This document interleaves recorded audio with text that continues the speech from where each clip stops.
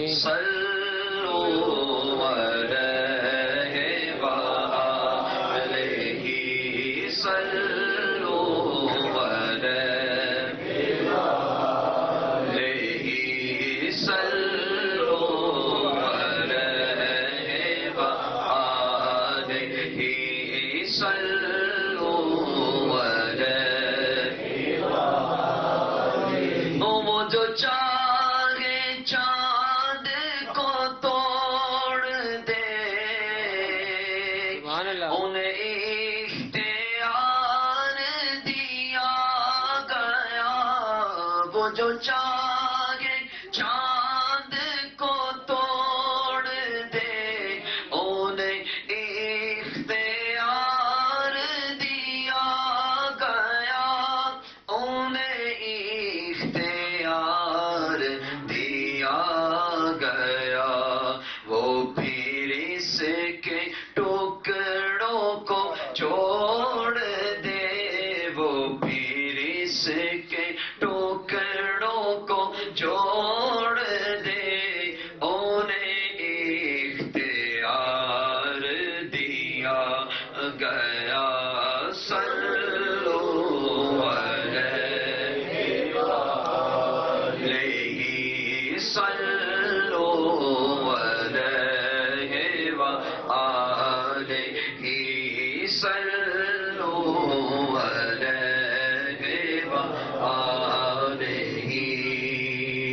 جو علی کی عصر قضا ہوئی تو وہ وقت پر ہی ادا ہوئی جو علی کی عصر قضا ہوئی تو وہ وقت پر ہی ادا ہوئی تو وہ وقت پر ہی ادا ہوئی چھپے آفتاب کو پھیر دے چھپے آفتاب کو پھیر دے انہیں اختیار دیا گیا صلوا علیہ وآلہ صلوا علیہ وآلہ صلوا علیہ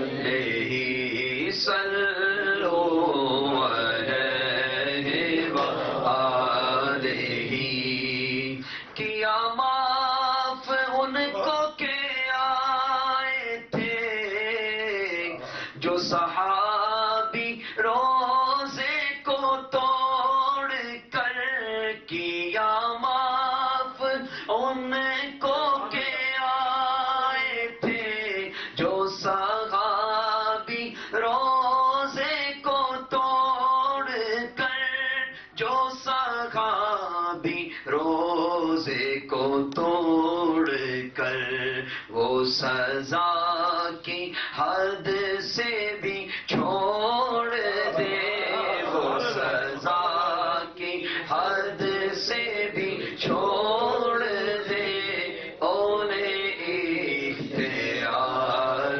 دیا گیا صلوا علیہ وآلہ صلوا علیہ وآلہ بڑی معروف ترین روایت ہے مختلف سیاستہ کی تقریباً ساری کتابوں کے اندر یہ حدیث موجود ہے اللہ کے حبیب علیہ السلام کی بارگاہ میں ایک صحابی حاضر ہوئے عرض کیا یا رسول اللہ صلی اللہ علیہ وسلم روزہ ٹوٹ گیا ہے بڑی پریشانی کے عالم میں ہوں روزہ توڑ بیٹھا ہوں کیا کروں میرے محبوب علیہ السلام نے ارشاد فرمایا کہ بھئی روزہ توڑ دیا تو اس کا کفارہ ادا کرو کفارہ کیا ہوتا ہے 60 روزے رکھنا یا پھر سیکنڈ آپشن یہ ہوتا ہے کہ 60 مساکین کو 2 ٹائم پیٹ بھر کر کھانا کھلانا اور غلام بھی اسی طرح سے آزاد کیے جاتے ہیں حضور نے ایک آپشن بتایا دوسرا بتایا عرض کیا یا رسول اللہ ایک روزہ پورا نہیں ہوا 60 کیسے رکھوں گا تو میرے محبوب علیہ السلام نے ارشاد فرمایا کہ پھر 60 مساکین کو کھانا کھلا دو عرض کرنے لگے یا رسول اللہ 60 مساکین کو کھانا کھلا سکتا ہی نہیں کیونکہ میرے پاس کوئی چیز ہے ہی نہیں بڑا غریب آدمی ہوں مسکین ہوں تو تو میرے محبوب علیہ السلام کی بارگاہ میں ایک کھجوروں کا ٹوکرا پیش کیا گیا. میرے آقا علیہ السلام نے وہ کھجوروں کا ٹوکرا اپنے صحابی کو عطا فرمایا کہ یہ کھجوریں لے جاؤ اور غربا میں تقسیم کر دو, تمہارا روزے کے ٹوٹنے کا کفارہ ادا ہو جائے گا. اب بارگاہ رسالت میں وہ پھر عرض کرتا ہے, اس کو پتا شہنشاہ ہیں, عرض کرنے لگا یا رسول اللہ صلی اللہ علیہ وسلم, آپ نے یہ بات ارشاد فرما دی کہ میں ان کھجوروں کو تقسیم کر دوں غربا میں تو میرا روزے کا کفارہ ادا ہو جائے گا. سونے مجھ سے زیادہ غریب کوئی مدینے میں ہے ہی نہیں. میرے محبوب نے فرمایا ٹھیک ہے پھر ایسا کرو کہ خود بھی کھاؤ, بچوں کو بھی کھلاؤ اور بیوی کو بھی کھلاؤ جس کی وجہ سے روزہ ٹوٹا تھا, سب کو کھلاؤ, تمہارا روزے کا کفارہ ادا ہو جائے گا. کوئی ایسا بادشاہ کوئی شہنشاہ, آج لوگ ہم سے مسائل پوچھتے ہیں یا ہم کو فتویٰ لکھ کر دیتے ہیں تو ہم یہی لکھتے ہیں نا کہ بھائی روزہ ٹوٹ گیا تو اس کا یہ کفارہ ہے, اس سے آگے ہمیں اختیار نہیں ہے. لیکن میرے محبوب علیہ السلام کا اختیار دیکھیں, نہ کہ حضور نے یہ فرمایا کہ یہ لے کے جاؤ اور کفارہ ادا کرو, بلکہ فرمایا کہ خود کھاؤ تمہارا کفارہ ادا ہو. آج لوگ کہتے ہیں کہ حضور علیہ السلام کیا اختیار ہے, حضور کے پاس کوئی اختیار نہیں ہے, حضور کو مختار نہیں مانتے. اب اس پر ایک لمبا چوڑا بیان ہو سکتا ہے, مختلف روایات کو پیش کیا جا سکتا ہے. اختیارات مصطفیٰ علیہ السلام, یہ ذخیرہ حدیث کے اندر یہ مضمون بھرا پڑا ہے. ایک صحابی سرکار دو عالم صلی اللہ علیہ وآلہ وسلم کی بارگاہ میں حاضر ہوئے. بڑی عجیب تر بات ہے, ہو سکتا ہے بعض بھائی پہلی دفعہ اس کو سن رہے ہیں. وہ عرض کرنے لگے, خیر بعد میں صحابی ہو گئے تھے, وہ عرض کرنے لگے یا رسول اللہ صلی اللہ علیہ وسلم, ایک شرط پر آپ پر ایمان لاتا ہوں. سرکار نے فرمایا بھائی بول کیا شرط ہے تیری. وہ عرض کرنے لگا یا رسول اللہ 5 نہیں پڑھی یعنی صرف 2 پڑھا. اب دیکھیں نماز فرض ہے, فرض عین ہے, کسی کو چھٹکارا نہیں ہے, ہر عاقل و بالغ مسلمان پر نماز فرض ہے. جو اس کی فرضیت کا انکار کرے دائرہ اسلام سے خارج ہو جائے گا. لیکن وہ صحابی جو بعد میں صحابی ہو گئے وہ عرض کرتے یا رسول اللہ 5 ہے, 5 نہیں پڑھ سکتا, 2 منظور جے تو ٹھیک ہے. میرے باپو نے فرمایا تو 2 پڑھتا نہیں, بس میرے دامن چاہ ہے. یہ حضور کا اختیار ہے, لیکن فرض عین کی رخصت میرے محبوب علیہ السلام نے عطا فرمائی. اسی طرح سے آپ اور میں اگر مسجد کے اندر جاتے ہیں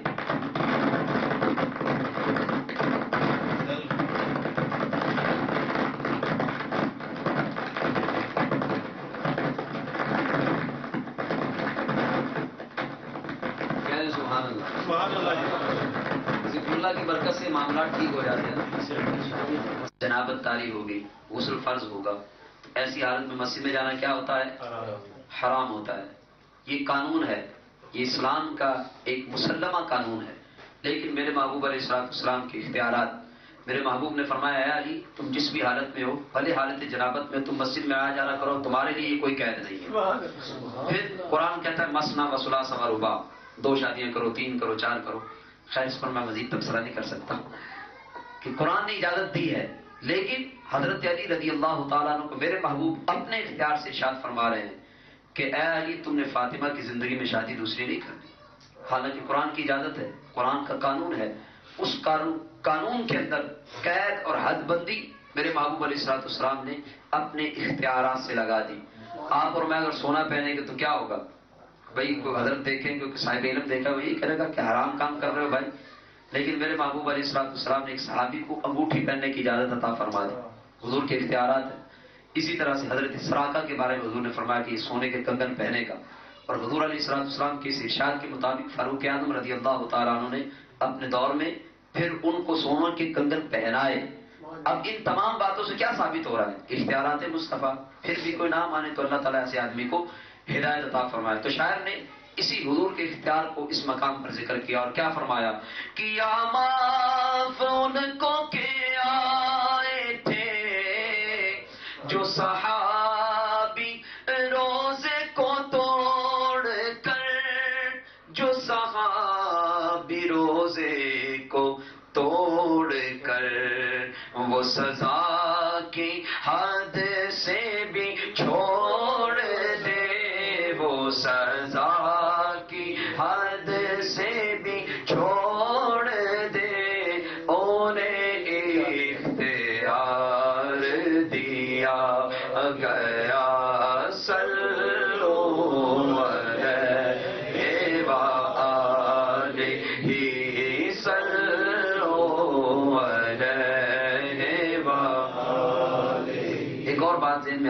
جامع ترمذی کے اندر یہ روایت موجود ہے. عبارت نہیں پڑھ رہا ہوں، بات لمبی ہو رہی ہے. خلاصہ یہ ہے کہ ایک صاحب بارگاہ رسالت میں حاضر ہوئے اور وہ عرض کرنے لگے یا رسول اللہ میں آپ کو اللہ کا نبی تب مانوں کہ اگر وہ کھجور کے اوپر جو خوشہ لٹکا ہوا ہے، گچھا لٹکا ہوا ہے کھجوروں کا درخت کے اوپر، اگر وہ آپ کی خدمت میں آ جائے تو میں آپ کو اللہ کا نبی مانتا ہوں. نبی کریم علیہ السلام نے اس کی طرف دیکھا تو وہ خوشہ ٹوٹ کر بارگاہ رسالت میں حاضر ہو گیا. سبحان اللہ. پھر یہاں تک تو بات سمجھ میں آتی، ہو سکتا ہے اچانک گر گیا ہو، ذہن میں بات آ سکتی ہے نا کہ چلو ہوا کی وجہ سے یا کسی وجہ سے وہ نیچے گر گیا ہو. میرے محبوب علیہ السلام نے اس خوشے کو اپنی گود میں لیا. اس کے بعد سرکار نے حکم جاری فرمایا، حضور کے حکم کی تعمیل کرتے ہوئے وہ خوشہ دوبارہ جا کر اسی مقام پر لگ گیا، لٹک گیا. جامع ترمذی کی روایت ہے. یعنی بے جان چیزیں بھی حضور کی قدر کرتی ہیں، حضور کی تعظیم و توقیر کرتی ہیں. ایک اور بڑی پیاری روایت حضرت علی اس کے راوی ہے، فرماتے ہیں کنت مع النبی صلی اللہ علیہ وسلم بمکہ تھا کہ جب ہم مکہ میں رہائش پذیر تھے، فخرجنا فی بعض نواحیہا، تو مکہ شہر میں جانے کا کبھی حضور کی معیت میں ہمیں شرف حاصل ہوتا.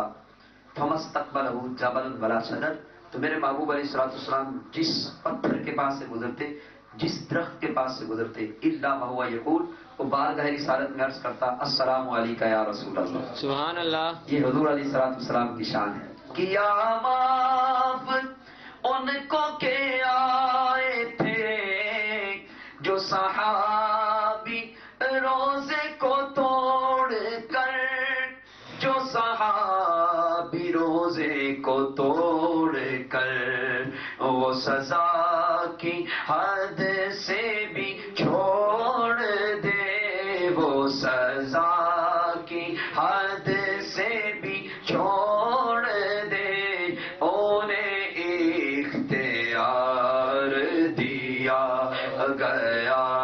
صلو علیہ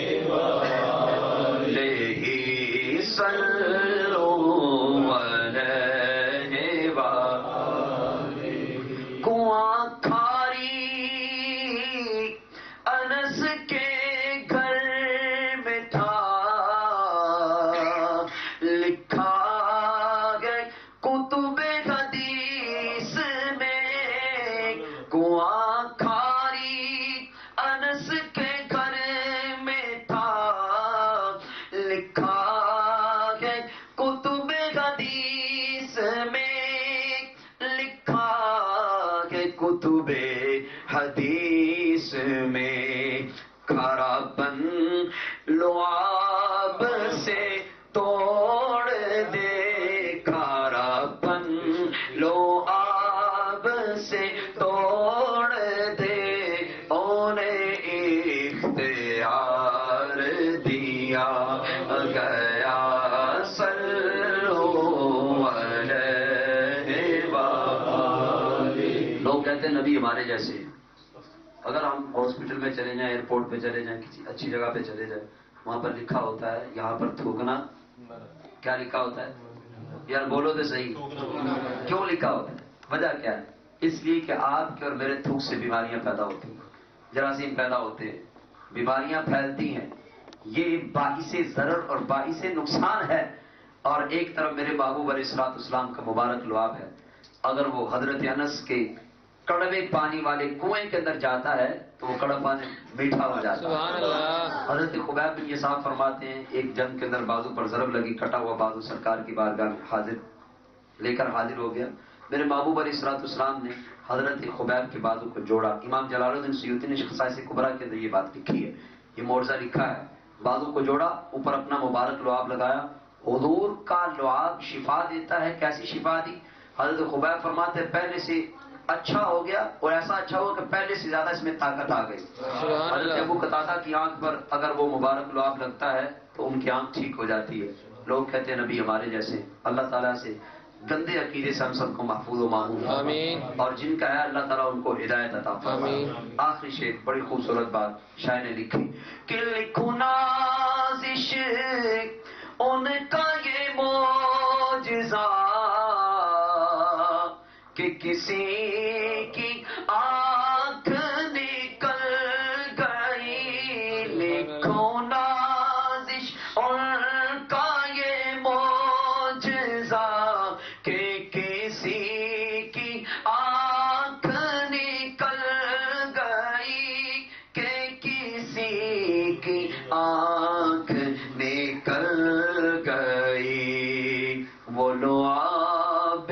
پاک سے جوڑ دے، بولو آب پاک سے جوڑ دے، انہیں اختیار دیا گیا، صلو علیہ وآلہ، صلو علیہ وآلہ، صلو علیہ وآلہ۔ اللہ تبارک و تعالی ہم سب کی حاضری کو قبول فرمائے۔